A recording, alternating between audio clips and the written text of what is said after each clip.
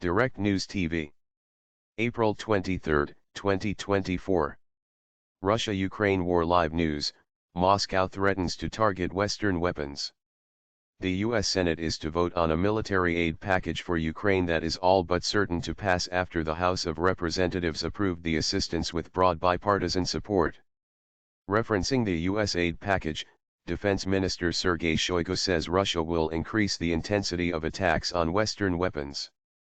The U.S. Senate is expected to vote on a major aid package for Ukraine later today after it was stuck in Congress for months. At least 9 people have been injured after an overnight Russian airstrike on the city of Odessa, Ukrainian officials said. Ukraine has suspended consular services for military-age male citizens living abroad except for those needed to return to Ukraine, a government helpline said. Ukrainian President Volodymyr Zelensky says a Russian missile strike that hit a television tower in Kharkiv was part of the Kremlin's continuing effort to intimidate Ukraine's second-largest city. The UK has pledged £500 million, $620 million, in new military supplies for Ukraine, including 400 vehicles, 60 boats, 1,600 munitions, and 4 million rounds of ammunition. The commander of Ukraine's National Guard says Russian troops will attack in unexpected places when they conduct their summer offensive in Ukraine and will attempt an advance on the northeastern city of Kharkiv. A Moscow court has rejected an appeal by jailed Wall Street Journal journalist Evan Gershkovich against extending his pre-trial detention until June 30. 4 Ukrainian assault boats destroyed in Kherson, report. Russian troops have destroyed 4 Ukrainian assault force boats on the Dnipro River in the Kherson region during an overnight attack, the state news agency TASS cited Governor Vladimir Saldo as saying. Over the past 24 hours, Dnepr battle group units destroyed enemy watercraft on the Dnipro River at night.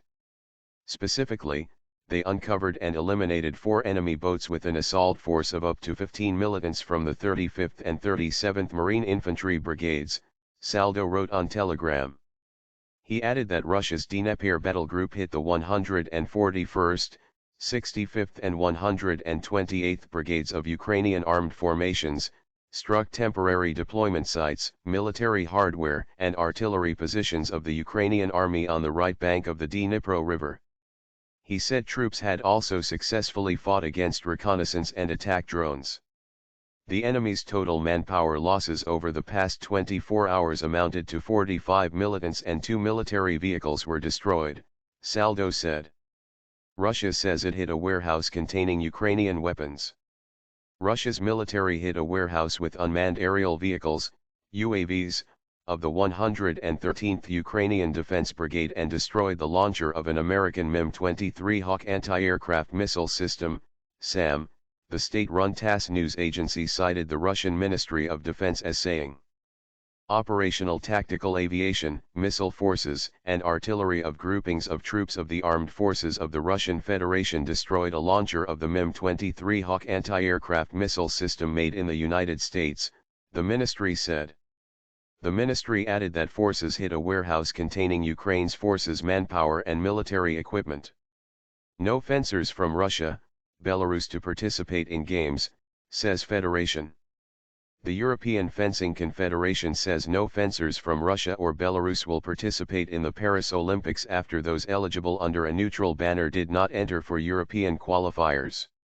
There are unfortunately no Russian or Belarusian athletes, EFC President Giorgio Scarso told reporters. The date for enrollment has passed. The reason for their absence is not known. There was no official declaration of letter to explain it. The International Olympic Committee offered Russians the chance to compete in Paris as neutral athletes as long as they did not publicly support the war and were not employed by the military or security services.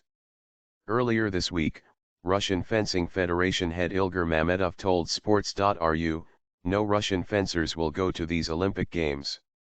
We have made our principled position clear. We are not going to divide our team into those who please the West and those who, in their opinion, are bad Russians. Russia's Gazprom says work underway to connect eastern, western gas grids. Kremlin-controlled energy giant Gazprom Gazp.mm says work is underway on further links between its east and western pipeline networks after it launched construction of an 800 kilometers, 500-mile, pipeline in Russia's Far East last month. The Belogorsk-Khabarovsk pipeline is designed to connect the China-bound power of Siberia with the existing Sakhalin-Khabarovsk-Vladivostok link.